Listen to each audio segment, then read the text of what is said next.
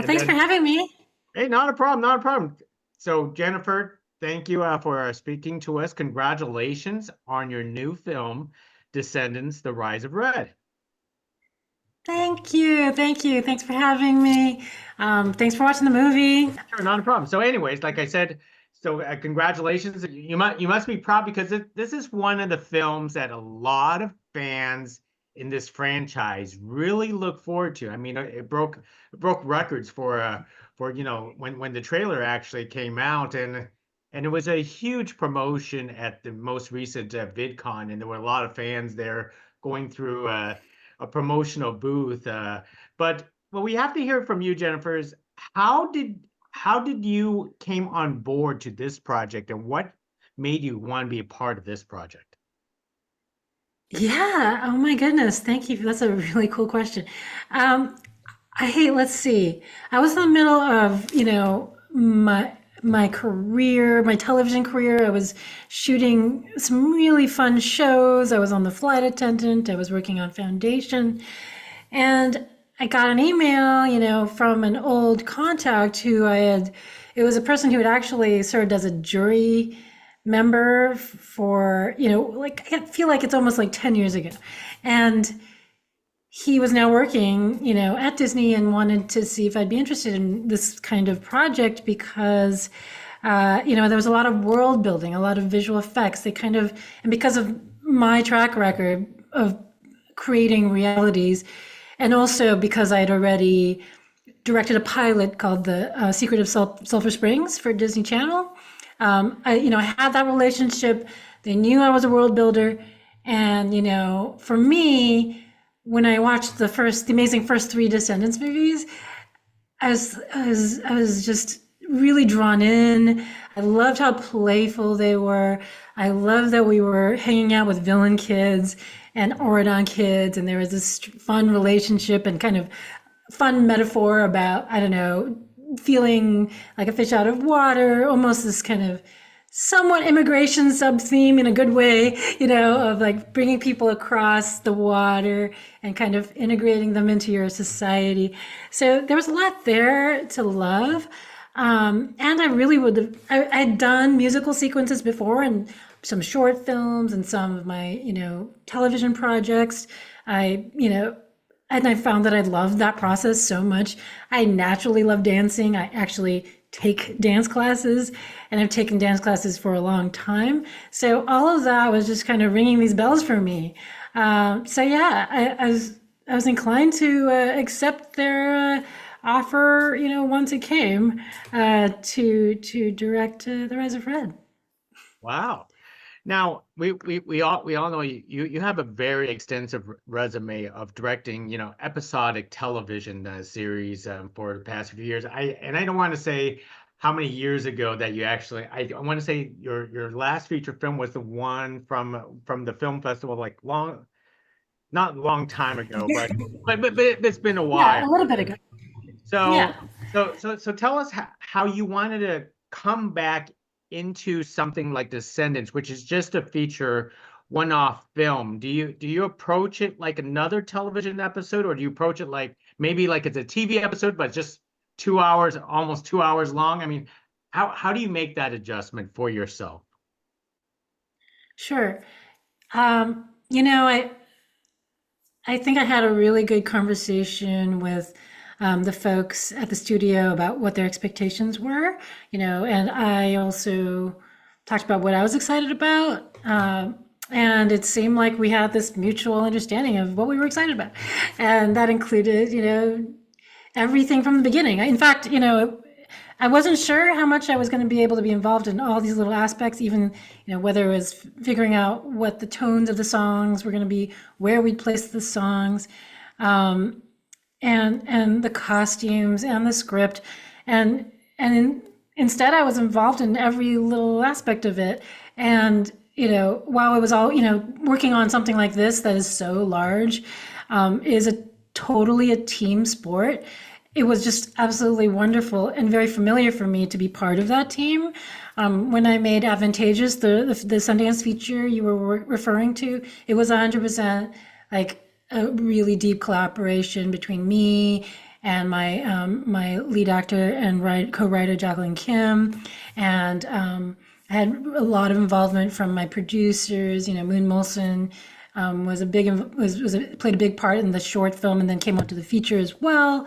And you know, my collaboration with Catherine Tate, my visual effects supervisor, was super tight. We just all got our hands dirty, so to speak, you know, in every bit of the project, and it was all about kind of love and passion for the story and for how the final product would turn out. And so that was an easy translation for me because it was kind of the same idea. Everybody cared. Everybody cared. They wanted it to be awesome, and it was just a question of what is the journey we're going on to get to that awesomeness. Absolutely. There's quite TLC Yeah. going around on this project. Now, you mentioned that there were, you know, you watched all three films before, and obviously this is a very well-known and very lovable franchise. So how did you want to basically make this Descendant film your own? What did you do to make, you know, put your fingerprint into this franchise and not just a car? Yeah. Thank you. You know, one of the funny stories is I was kind of obsessed with K-pop.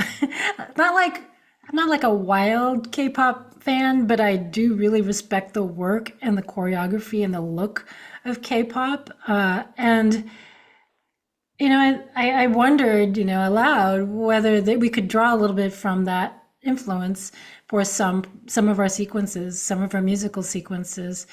And so, you know, that was something I brought to the table, and I was pretty excited about it. And I felt that, you know, it was a worthwhile thing to back up, given that K-pop is an international success and sensation. I thought it would be fine to do to, you know, kind of incorporate that idea. And another part of it, which I think was I was not the only, I was one of many voices about this, was we wanted, you know, a strong amount of diversity in the Rise of Red, and we got it. And so it was kind of a joy when we kind of figured out where we were landing with our final cast, and how, you know, how diverse the cast was, and how exciting they were, and how talented they were. So yeah, I think you know, those are the things that I can think of. The first two things I can think of that definitely were things that were of concern.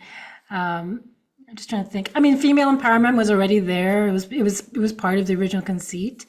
And then my favorite tension in the story is the question of whether you need to be cruel to be strong.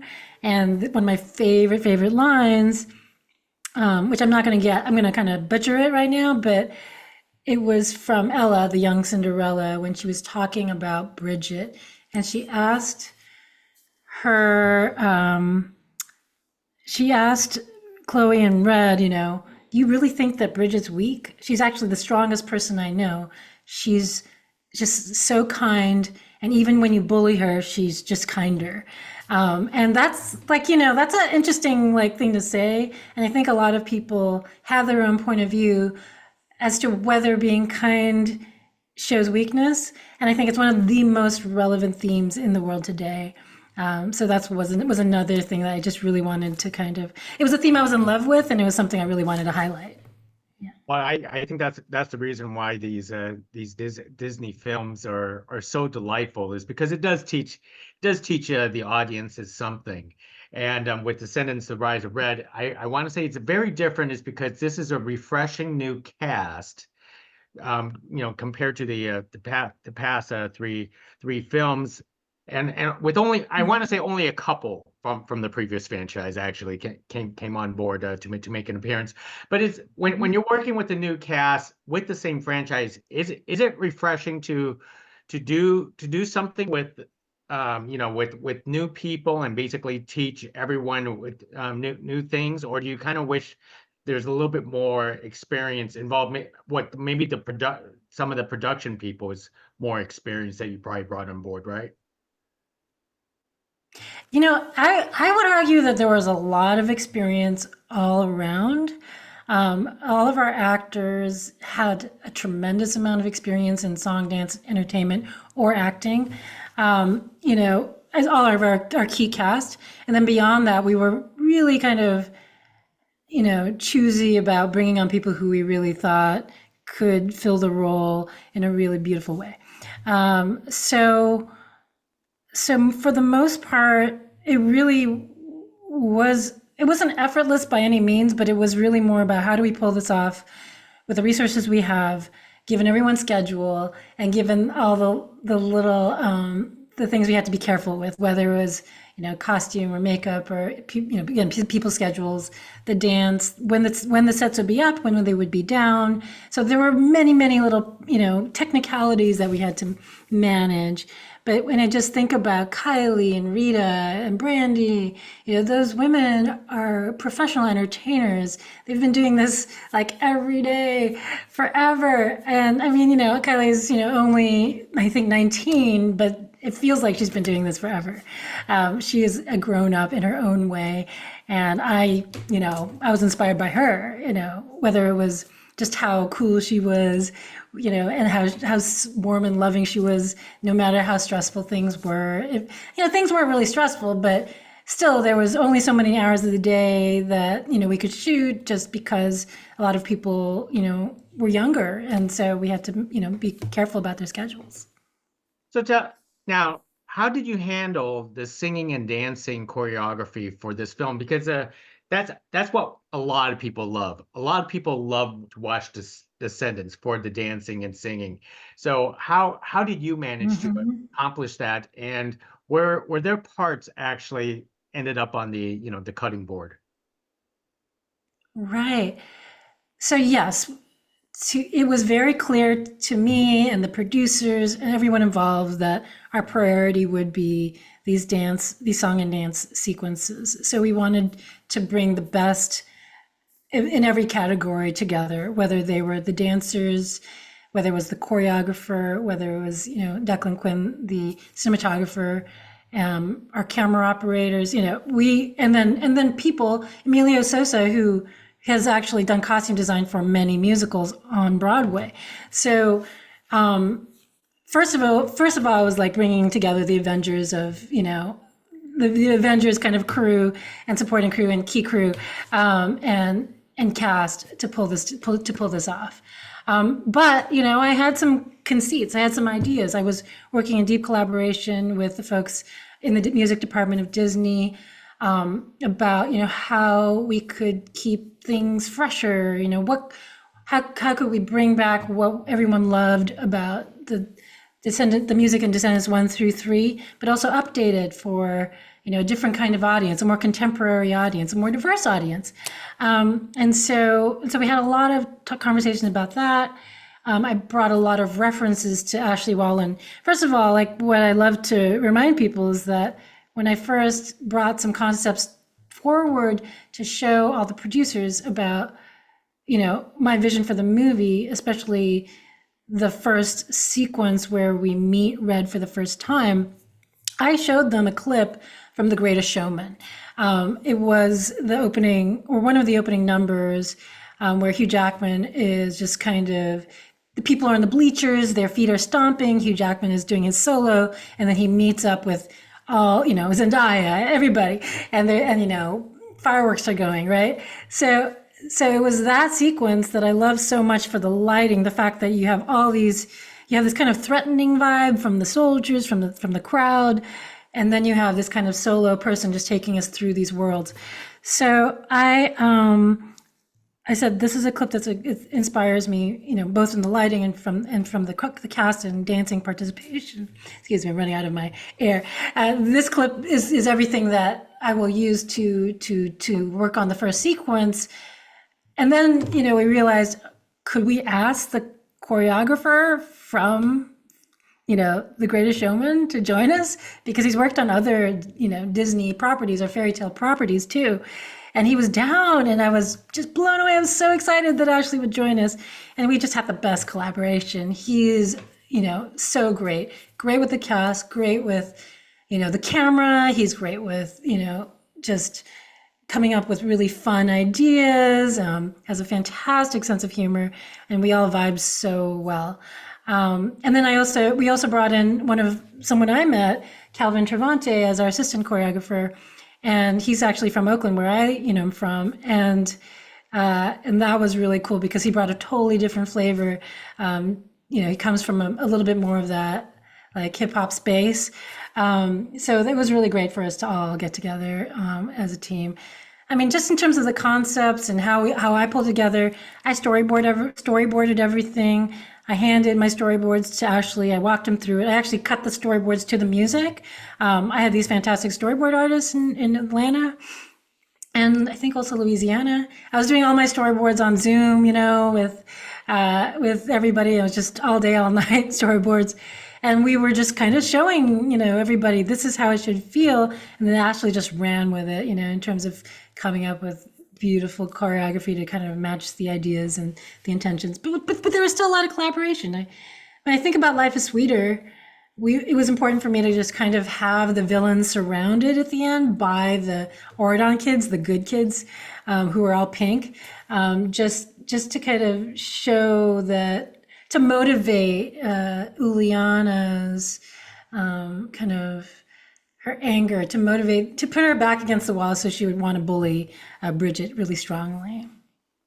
I'm Does that kind of answer your question? It does. It does because I love these sequences that you actually created, and like you mentioned earlier before at the beginning of our conversation, is that you were brought on because you have this experience of world building in it, and I could you already named of like a few of them, and there's also with the boys, the foundation, the expanse, and those are like worlds and universes that you help create. I mean, what is your process of doing this stuff? Because the Descendants, the Rise of Red, you're talking about, the world of the future and the past that you actually created of the school, with the music and dance sequences. I mean, how do you pull this off? I mean, Oh my gosh.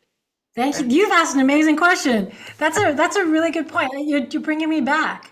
I mean, I've done this before though. I've done, now that I think about it, and as far as actually with Disney on The Secret of Sulphur Springs, we did do 2 time periods with the same location, because there was an 80s, like the kids start in present day and then they go back to the 80s where the boy meets his father, but his father's the same age as the boy, kind of like Back to the Future. And so there's a little bit of an echoing of that here in The Rise of Red. So I can see how like people think of me as a person who can handle time travel.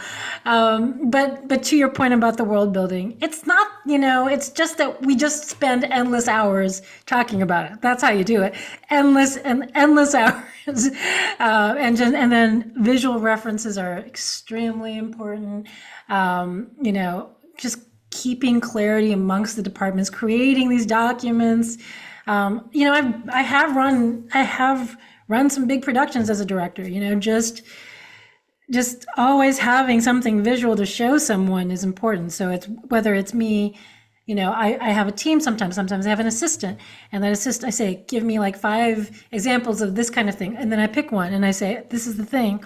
And then I show the people the thing. I mean, that's if I'm like in a real rush. Other times I'll just be obsessed over something, and then I find it, and I'm like speaking the abstracts, but a shoe, here's the kind of shoe I'm thinking, and then Google.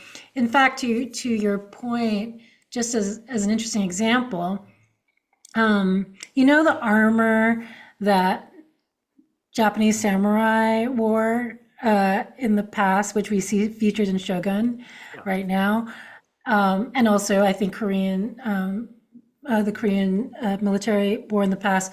It was that I had in mind for influencing, or for just kind of inspiring our costume designers for the Red Army. I wanted to kind of get really, I didn't want to see something super familiar, especially because it was Wonderland, and Wonderland was underneath through a rabbit hole. So did it need to have the same vibe as the medieval knights of Europe? Maybe not. Maybe it needed to be something a little bit different. So it was that kind of thing. I would draw from my I've gone around the world a lot, thankfully, because of my work, or because, I have an international upbringing with my parents being from Asia. And so I've been to a lot of museums, and I've seen a lot of armor, and I also watch a lot of period pieces. So all that's to say, I just draw from all that exposure and try to kind of ideate, and find something as unique as I can, summon within the parameters of the budget and the resources we have. Well, kudos to you. It's because you are very organized and very creative, and the one thing I could say is I can never pinpoint down what genre you are because you don't fall into a specific genre. You go from dramas to sci-fi to fantasy to comic books. Heck, you even had The Exorcist under under your list. I mean, how how how It's how do you not insane. get boxed in this industry, or do you purposely, try to pick and choose projects? I mean, I want to say this industry is hard to pick and choose, but how do you not get boxed in, or you will never fall into that trap? I am really lucky. I just have to say that. Like I have some incredible reps.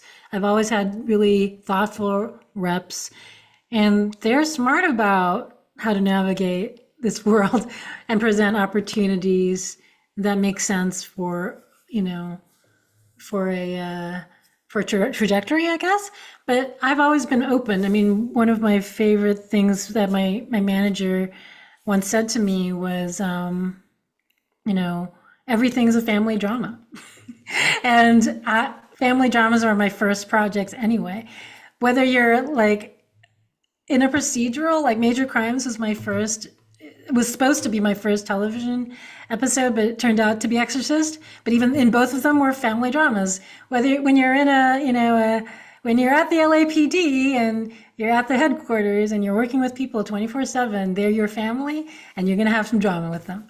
So that has been my specialty, is just interpersonal relationships, directing actors, playing with their, featuring vulnerabilities, featuring, agendas, power, and all of that translates to drama and comedy, no matter what show or movie you're watching. So I think that's how I think about it, is that I'm a filmmaker in that sense, that I play with story, I play with characters, I play with characters that are always negotiating power and family power, So what's power inside the family. that is true. That is true. So what is Yeah. your personal love for being, doing this job that you do so well? My love, my passion for the work is, I think it started as just really loving collaboration. I cannot lie.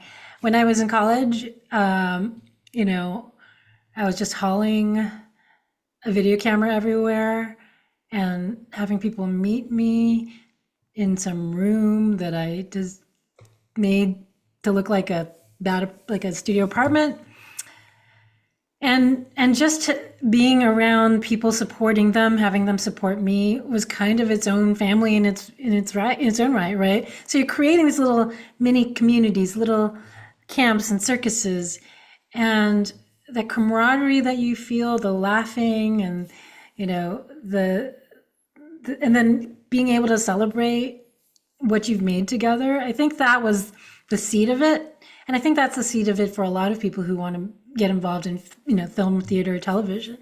From there, I think it evolved. I think it became also about, actually, it was, I'm lying. There was a moment in high school where I fell in love with photography, and it was me and a friend in a video camera, like skulking around a dark high school at night and just finding these beautiful still lifes and feeling like after they were cut together, it actually said something, whether it was abstract or not, it felt emotional.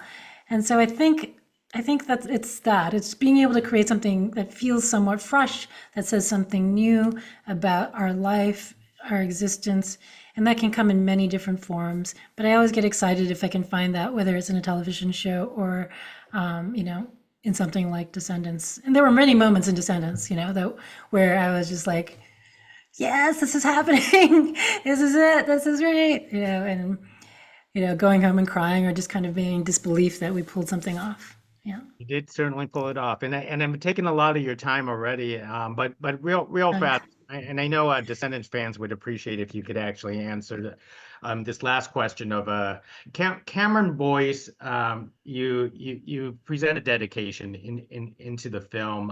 How emotional and how it came to that decision to bring that moment into this film. yeah, it was definitely. I think it almost went without saying that it was necessary. Um, it was a necessary acknowledgement when China decided to come aboard. It made sense. China plays Uma.